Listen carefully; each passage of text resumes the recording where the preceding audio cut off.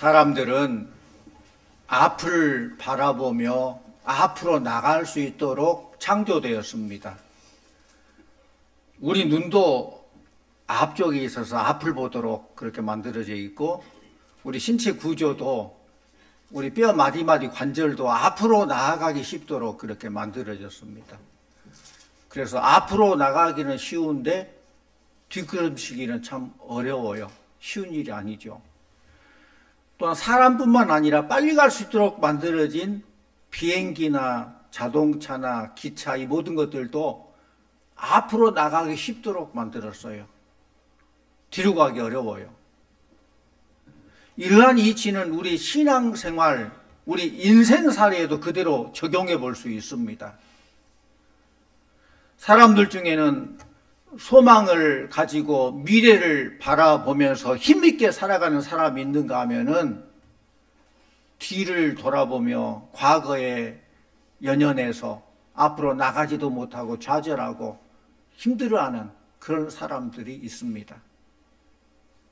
우리 성도님들은 과거는 과거대로 인정하시고, 과거에 잘 나갔던 못 나갔던 과거 얽매이지 말고 희망을 바라보면서 앞으로 나아가시기를 축원합니다. 과거 잘 나간 것 때문에 많이 그런 말 하죠. 내가 왕년에 어떻게 했다. 왕년의 말을 강조한 사람은 한때는 잘했는데 지금 힘들다는 거예요. 그 왕년에 잘한 거, 그것 때문에 교만해서도 안 되고, 과거에 힘들고 어렵고 고생했던 그것 때문에 좌절하고 힘을 잃어서도 안 된다는 말씀이에요. 이스라엘이 하나님 뜻을 저버리고 죄악에 빠졌을 때에 하나님은 그들을 사랑하시기 때문에 포기하지 않으셨어요. 그리고 경고하시죠. 사랑하기 때문에 경고해요. 경고함에도 불구하고 끝까지 회개하지 않을 때는 바벨론이라는 나라를 들어서 채찍으로 때리죠. 바벨론의 침략으로 예루살렘을 정복하게 하고 비극과 절망에 빠지게 합니다. 그럼에도 오늘 말씀 보면 에레미야 선지자는 낙심 중에도 오히려 소망이 있다라고 말하면서 절망과 낙심 중에 소망의 빛을 바라보라고 말하고 있습니다. 오늘 말씀을 함께 보곤 합니다. 우리 19절에서 22절까지, 19절에 22절까지 같이 봅니다. 내 고초와 재난 곧 쑥과 담즙을 기억하소서. 내 마음이 그것을 기억하고 내가 낙심되오나 이것을 내가 내 마음에 담아두었더니 그것이 오히려 나의 소망이 되었사옴은 여호와의 인자와 긍휼이 무궁하심으로 우리가 진멸되지 아니함이니이다. 아멘.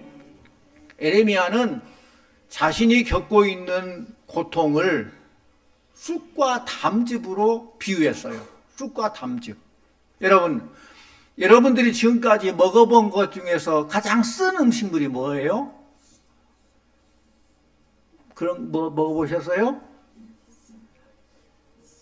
저의 경험에 의하면은 익모초즙. 익모초 아세요? 익모초즙하고 웅담. 너무 쓰더라고요. 제 어머니가 몸에 좋다고 익모초를 따다가 즙을 내가지고 마시러 가는데 도저히 써서 못 마시겠어. 그래서 몸에 좋다고 막 마시러 가니까 코를 잡고 겨우 조금 마셨는데 너무 쓰더라고요. 또 어느 성도가 동남아 여행 가면서 목사님 피로백에 좋고 몸에 좋다고 웅담을 사서 선물로 주셨어요. 먹어봤더니 또 너무너무 써요. 그런데 오늘 여기 말씀 보니까 에레미야는 쑥과 담즙, 이걸 쓰다고 표현하고 있어요. 쑥과 담즙, 세상에서 가장 쓴 것을 표현하는 말로 기록되어 있어요. 여기서 쓰다는 것은 고통, 괴로움, 환난을 의미하고 있습니다. 에레미야 선지자는 유다에게 임한 하나님의 심판을 선포했던 선지자로 유다 민족과 지도자들의 범죄를 지적했어요. 옛날도 그렇고 지금도 그렇고 선지자들은 고통이 따릅니다. 왜? 선지자들은 하나님의 시각으로 하나님 입장에서 백성들의 죄악을 지적하거든요. 그러니까 회개하라. 성경에도 심할 때는 독사의 자식들아 회개하라 그렇게 선언해요. 그러니까 자기가 잘못했음에도 불구하고 잘못했다 말하면 사람들이 기분 나쁘거든요. 그래서 선지자들을 막 잡아서 매질도 하고 옥에 가두기도 하고 죽을 고비를 넘기게 되죠. 그러나 에레미야 선지자는 이러한 절망과 고통 속에서도 오히려 소망이 있다라고 외친 이유가 무엇입니까? 오늘 말씀을 통해 보면은 우리들도 절망과 고통 중에서 소망을 발견하고 그 소망을 가지고 계속 전진해 나아가기를 원합니다. 우리 어떻게 소망을 가질 수 있느냐? 어떻게 고난과 환난과 어려움 속에서 소망을 가질 수 있느냐? 첫째로는 하나님의 본심을 알면 소망을 가질 수 있습니다. 오늘 말씀 본문 뒤쪽입니다마는 에레미야가 3장 33절 말씀 같이 원합니다. 에레미야가 3장 33절 같이 봅니다. 주께서 인생으로 고생하게 하시며 근심하게 하심은 본심이 아니시로다. 아멘. 그렇습니다. 우리가 때로는 고생하고 힘들고 어려움 당하지만은 그것이 하나님의 본심이 아니라는 거예요. 그걸 알아야 돼요. 하나님의 택함을 받고 그분의 약속 따라 인도함 받은 이스라엘 백성들에게 근심거리를 주시고 아프기도 하시고 징계하시는 데는 다 그 이유가 있다는 것입니다. 또한 우리 그리스도 안에서 구원받고 인도함 받으며 살아가는 우리 그리스도인에게도 근심거리가 있고 아프게 하고 또 징계하는 데는 또 다 그 이유가 있다는 것입니다.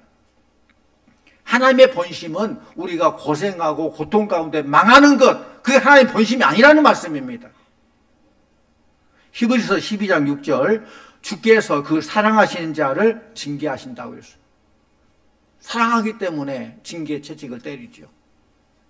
악한 폭력배들이 때리는 것은 본심이 악하기 때문에 죽도록 때리고 또는 죽이기도 하지만은 부모가 자녀를 때리는 것은 잘 되라고.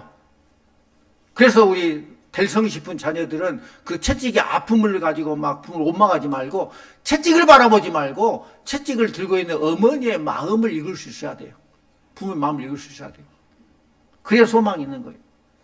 하나님의 자녀의 백성인 이스라엘이 채찍에 맞아 고통당하고 있을 때에 에레미야는 하나님의 본심이 무엇인지를 알았기 때문에 낙심 중에도 오히려 소망이 있다고 고백하고 있습니다. 그렇다면 하나님의 본심이 무엇입니까? 이스라엘을 연단하시고 훈련하시고 거룩하게 만드시는 것이 하나님의 본심이에요.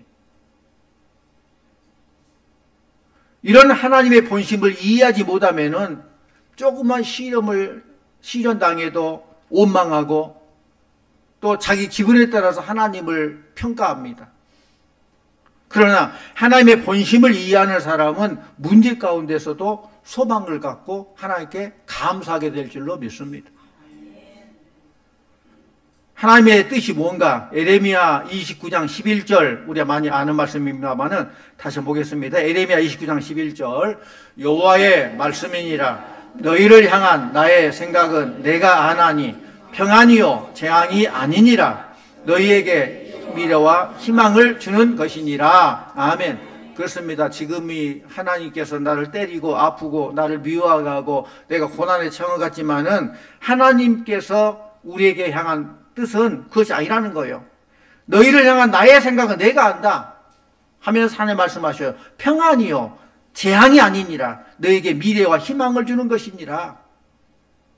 하나님은 평안 주시기 원하고 미래 소망 주시기를 원하시는 하나님이십니다. 우리가 또 하나님의 선하심을 알 때에 우리가 하나님께 소망을 주셨어요. 25절 말씀 같이 봅니다. 25절 기다리는 자들에게나 구하는 영혼들에게 여호와는 선하시도다. 아멘. 선하신 하나님. 바벨론은 유다를 진멸하기 위해 성을 불태우고 재산을 약탈하고 사람들을 닥치는 대로 죽였지만 이런 절망 가운데서도 이스라엘 향하신 하나님의 선하심은 영원하다는 것을 알았기 때문에 에레미야는 하나님의 선하심을 알기 때문에 소망을 잃지 않는다는 거예요. 우리 26절도 같이 봅니다. 26절 사람이 여호와의 구원을 바라고 잠잠히 기다림이 좋도다 했습니다. 하나님의 자비와 긍휼은 세월이 흘려도 변치 않아요. 이스라엘은 광야에서 하나님을 멸시했고 또 약속의 땅 가나안 땅에 들어가서도 우상을 섬기며 하나님을 멸시하다가 결국 바벨론에서 심판을 당하게 되었지만은 하나님은 그들을 70년 후에 다시 예루살렘으로 회복시켜 주셨어요. 이 영원하신 하나님의 자비와 긍휼은 독생자 예수 그리스도를 이 땅에 보내주셔서 십자가에서 죽게 하심으로 그 자비와 긍휼이 계속됨을 나타내 보이고 있는 것입니다. 이제는 누구든지 그 십자가의 주님을 믿는 자들에게는 모든 죄를 사하여 주시고 구원하시며 영원한 생명과 구원을 베풀어 주시는 우리 주님이십니다. 하나님의 자비와 긍휼은 영원하기 때문에 그렇습니다. 할렐루야. 우리는 시시때때로 마음이 바뀌어지고 환경에 따라서 하나님이 어쩌다 저쩌다 평가하고 그렇지만은 하나님 영원하신 하나님, 자비와 긍휼이 한이 없으신 하나님, 선하신 하나님이 특히 나를 사랑하시는 하나님이라는 걸 믿으시기를 바랍니다. 그래서 성도님들, 지금 여러분의 삶이 고통과 절망의 어둠을 지나고 있다면은 어둠을 뚫고 찬란하게 떠오르는 새벽 빛같이 변함없이 찾아오시는 하나님의 자비와 긍휼을 바라보며 기다리시기를 바랍니다. 오늘 말씀처럼 사람이 여호와의 구원을 바라고 잠잠히 기다림이 좋도다. 또 세 번째로는 회개하고 하나님께로 돌아가는 사람은 소망이 있습니다. 하나님의 백성들이 어리석고 완악하여 범죄함으로 고통과 어려움을 만나기도 하지만은 그럼에도 소망이 있는 것은 하나님의 본심을 알고 자비와 긍휼이 영원하신 하나님 앞에 나와 회개하고 하나님께로 돌아서면 하나님은 언제든지 다시 회복시켜 주신 분임을 알기 때문에 그렇습니다. 우리 마지막 29절 같이 옵니다. 29절.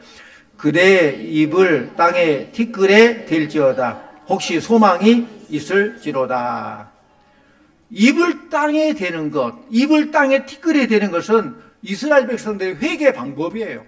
회개 방법 중에 하나예요. 그들은 회개할 때 자신의 옷을 찢거나 재나 티끌을 머리에 뒤집어 쓰거나 또 재나 티끌에 꿇어 앉아서 애통했습니다. 그런가 하면은 허리를 땅에 굽혀서 티끌에 입을 대기도 했습니다. 다 의미가 있죠. 옷을 찢는다는 것은 겉옷만이 아니라 내 마음을 찢는다는 거예요. 그리고 재나 티끌을 뒤집어 쓰는 것은 나는 재나 티끌만도 못합니다. 자기를 낮추는 거예요. 가장 낮게 낮추는 거예요. 또 티끌을 입에 대는 것은 한없이 자신을 낮추는 그런 의미예요. 이처럼 자신을 낮추고 회개하는 사람에게는 소망이 있다는 사실입니다. 회개가 뭡니까? 생각만이 아니에요. 회개는 생각만으로 끝나는 거 아니라 회개에 합당한 행동을 해야 돼요. 그게 회개예요. 늘 말씀드리지만은 회개는 뉘우칠 회, 고칠 개. 뉘우친 것만이 회개가 아닙니다. 뉘우쳤으면 고쳐 나가야 돼. 그것까지 회개예요. 회개란 자신의 생각을 버리고 긍휼과 자비의 하나님을 믿고 그분께로 돌아가는 것입니다. 내가 잘못된 길로 가고 있네? 그러면 아는 것이 아니에요. 알았으면 돌아가야 돼요. 그게 바로 회개예요. 사람들이 하나님께로 돌아가지 못하는데 몇 가지 이유가 있어요. 하나님께로 돌아가야 되는데 알면서도 돌아가지 못한 이유 특히 5가지가 있어요. 첫째는 하나님보다 더 좋은 뭔가가 있다고 믿기 때문에 하나님이 좋다. 하나님이 최고다 하면 하나님께 가는데 그보다 더 좋은 건 뭐가 있다라고 생각하기 때문에 못 돌아간다는 거예요. 두 번째로는 자신을 하나님께 온전히 맡기지 못하기 때문에 나를 맡기면 하나님 나를 다스리고 나를 가장 잘하신 하나님께서 가장 좋은 거 채워주시고 인도하신 걸 믿으면 맡깁니다. 그런데 내가 맡겨버리면 나를 이상한 데로 인도하지 않을까? 나를 아프리카 선교사랑을 보내고 힘들게 하지 않을까? 그럼 괜히 그런 생각. 그래서 맡기지 못하는 거예요. 그렇기 때문에 하나님께 돌아가지 못하고. 세 번째로는 현재 지금 빠져있는 죄의 미련을 버리지 못하기 때문에 죄가 달콤하거든요. 꿀단지 앉은 파리처럼 달콤해가지고 빠져도 그런지 모르고 그 미련 때문에 죽은지도 모르고 앉아있는, 네 번째는 세상에 너무 깊이 빠졌기 때문에 늪지대처럼 너무 빠져가 나오고 싶으면 나오지 못하는 그런 경우. 마지막으로는 하나님께 버림받은 사람은 별 수 없는 거예요. 그렇다면 우리가 진심으로 하나님께 회개하고 돌아가면 어떻게 될까요? 회개하고 하나님께 돌아가면은 우리의 모든 죄가 다 용서받게 되는 줄로 믿습니다. 아멘. 말씀 보죠. 이사야 1장 18절 말씀. 이사야 1장 18 같이 봅니다. 여호와께서 말씀하시되 오라 우리가 서로 변론하자. 너의 죄가 주홍 같을지라도 눈과 같이 희어질 것이요 진홍같이 붉을지라도 양털같이 희게 되리라. 아멘. 요한일서 1장 9절로 같이 봅니다. 요한일서 1장 9절. 만일 우리가 우리 죄를 자백하면 그는 미쁘시고 의로우사 우리 죄를 사하시며 우리를 모든 불에서 깨끗하게 하실 것이요. 아멘. 하나님의 약속의 말씀입니다. 회개하고 돌아오면은 하나님께서 깨끗하게 다 씻어주신다는 거예요. 다 도말시켜 주셔요. 우리는 기억하고 또 하나님 또 잘못했는데 하나님께서 완전히 믿음으로 우리가 회개했다면은 나 몰라. 네가 그런 죄 지어서 다 용서했어. 다 용서했어. 또 회개하고 하나님께 돌아가면은 고침을 받게 되는 거예요. 고침 받게 돼요. 호세아 6장 1절 같이 옵니다. 호세아 6장 1절. 오라 우리가 여호와께로 돌아가자. 여호와께서 우리를 찢으셨으나 도로 낫게 하실 것이요 우리를 치셨으나 싸매어 주실 것임이라. 아멘. 우리 인간의 생사화복은 하나님께 달려 있습니다. 하나님께 회개하고 돌아오면은 고통과 아픔과 상처를 낫게 해주시며 실패와 절망에서 우리를 회복시켜 주실 줄 믿습니다. 고침받게 된다는 거예요. 또 회개하고 하나님께 돌아가면은 다시 살게 되는 역사가 나타납니다. 다시 살게 되는 거예요. 호세아 6장 2절 말씀 같이 옵니다. 호세아 6장 2절. 여호와께서 이틀 후에 우리를 살리시며 셋째 날에 우리를 일으키시리니 우리가 그의 앞에서 살리라. 아멘. 우리가 그의 앞에서 살리라 했습니다. 더 이상 지체할 이유가 뭐가 있습니까? 하나님의 말씀과 약속을 믿고 순종의 삶으로 돌아가야 소망이 있습니다. 자비와 긍휼이 풍성하신 하나님을 만나야 소망이 있습니다. 그분께 손들어야 소망이 다가오고 새로워질 수 있는 거예요. 포르투갈의 수도 리스본이 있는데 리스본 항구 끝에 큰 바위가 하나 있는데 그 바위에 이런 글귀가 적어져 있다고 그래요. 여기가 끝입니다. 이 너머에는 아무것도 없습니다. 그 포르투갈 수도 리스본 항구 끝에 큰 바위에 그렇게 해서 여기가 끝입니다. 이 너머에는 아무것도 없습니다. 그러나 1492년에 한 사나이가 외치기를 이 바위에 새겨진 글은 사실이 아닙니다. 여기가 끝이 아니라 이 너머에는 위대한 희망의 세계가 있습니다. 그렇게 선언을 하고 이 사나이가 바로 절망과 모든 소망 없음을 거부하고 희망을 향해 항해했던 탐험가 콜럼부스예요. 콜럼부스. 이 콜럼부스는 마침내 그 광활하고 위대한 아메리카 대륙을, 신대륙을 발견한 사람이에요. 이것은 우리의 신앙생활에도 적용할 수 있습니다. 우리의 신앙이 절망을 만나면 모든 것이 끝인 것처럼 느껴질 때가 있어요. 아, 나는 끝이구나. 더 이상 소망이 없구나. 그럴 때가 있다는 거예요. 실제는 그렇게 되지 않지만 우리의 느낌이 그럴 때가 있다는 거예요. 답답하고. 이럴 때는 기도하러 가지만은 알면서 기도 안 돼요. 너무 답답해가지고. 기도할 힘도 잃어버릴 때가 있어요. 어느 날 절망의 다락으로 떨어지게 되면 아무것도 보이지 않습니다. 모든 끝인 것 같습니다. 믿었던 사람이나 존경했던 사람에게 절망을 느낄 때도 아무것도 보이지 않습니다. 모든 게 끝난 것 같습니다. 또 나름대로 하나님을 믿는다고 신앙생활 했는데 참으로 이해할 수 없는 어떤 일이 당하게 되면 아무것도 보이지 않습니다. 끝이라고 생각됩니다. 절망한 자, 좌절한 자에게 앞이 보이지 않기 때문에 나에게는 소망이 없고 모든 것이 끝이라고 생각합니다. 그래서 갈수록 어둠의 그 골짜기 자신을 내버려버려요. 자포자기하게 되죠. 난 도저히 안 되구나. 소망을 잃어버린다는 거예요. 힘을 잃어버려요. 그러나 그런 절망과 좌절을 거부하고 희망을 가진 사람은 그것이 끝이 아닙니다. 그에게는 새로운 세계, 더 위대하고 아름다운 희망의 세계가 보이는 것입니다. 더 찬란하고 무궁한 축복의 세계가 펼쳐진다는 것입니다. 그럼 더 이상 좌절하지 않고 그 희망의 세계, 희망의 고지로 나아갈 수 있는 것입니다. 이제 말씀드렸지만 그렇잖아요. 바라보면 벽이지만 밀고 나가니 문이더라. 바라볼 땐 벽과 같아요. 아무 소망이 없는 것 같아요. 이제 끝났다라고 생각. 그런데 믿음으로 밀고 갔더니 끝이 아니라 새로운 세계가 펼쳐지는 문이 된다는 사실입니다. 믿음으로 밀고 나가시기를 바랍니다. 오늘 본문 바로 앞에 18절 말씀 보면은 예레미야 3장 18절에 스스로 이르기를 나의 힘과 여호와께 대한 내 소망이 끊어졌다 하였도다 그랬어요. 모든 소망이 다 끊어져 버린 것 같습니다. 끝이라고 생각됩니다. 이렇게 모든 소망이 다 끊어진 절망 속에서도 예레미야 선지자는 한 가지 포기하지 않는 것이 있는데 그것이 바로 기도라는 거예요. 절망했지만 그 기도는 계속되었고 기도를 하다 보니까 한 줄기 희망의 빛이 보이기 시작합니다. 그 희망의 줄이 여호와 하나님인 줄로 믿습니다.